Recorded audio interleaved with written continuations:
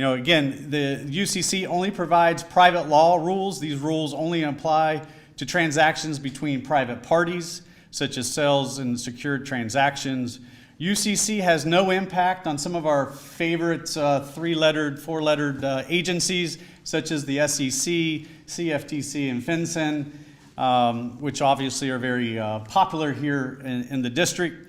So, no bearing on federal at all. It's all about the state's perspective from a commercial perspective. So what we like to say in our group of folks is the states are the laboratories of democracy.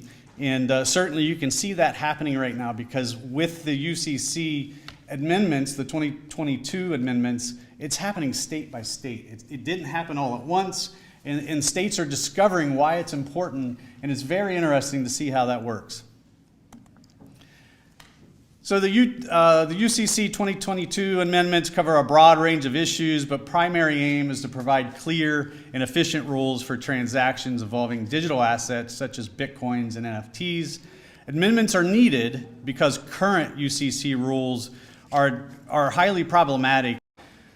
So if I were to leave you with anything as we're talking about Article 12 and these amendments and why they're so important, there's going to be about 3 different bullet points I want you to remember.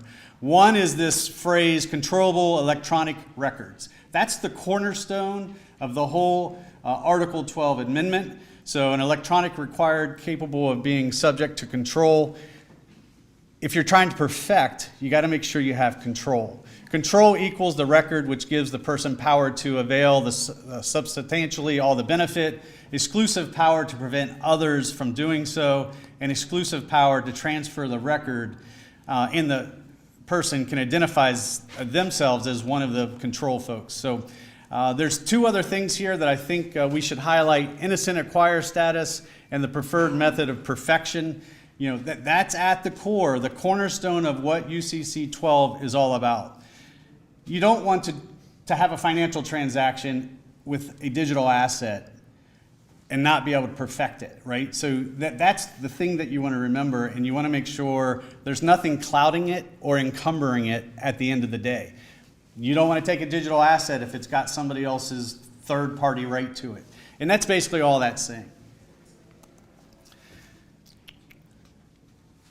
As far as what we call the CER, that's the acronym for the Controllable Electronic Record for Bitcoin, electronic money for CBDCs, gives better rules to Bitcoin, preserves the decentralized nature of Bitcoin and other cryptocurrencies. Electronic money does not give any new or easier treatment to account-based CBDCs. Electronic money's only new rule for token-based CBDC, and no provisions for programmable money, just provisions to cover smart contracts. Note, every Bitcoin transaction is a smart contract. All right, rights of a qualifying purchaser. A purchaser requires all rights in the CER that the transferor had. A qualifying purchaser also takes free of any property claimed to the CER, and a qualifying purchaser is a purchaser who obtains control of a CER for value in good faith without notice of property claimed to the CER.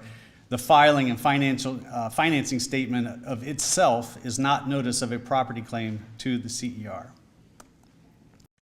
I'm going to show you now the adoption of UCC 12.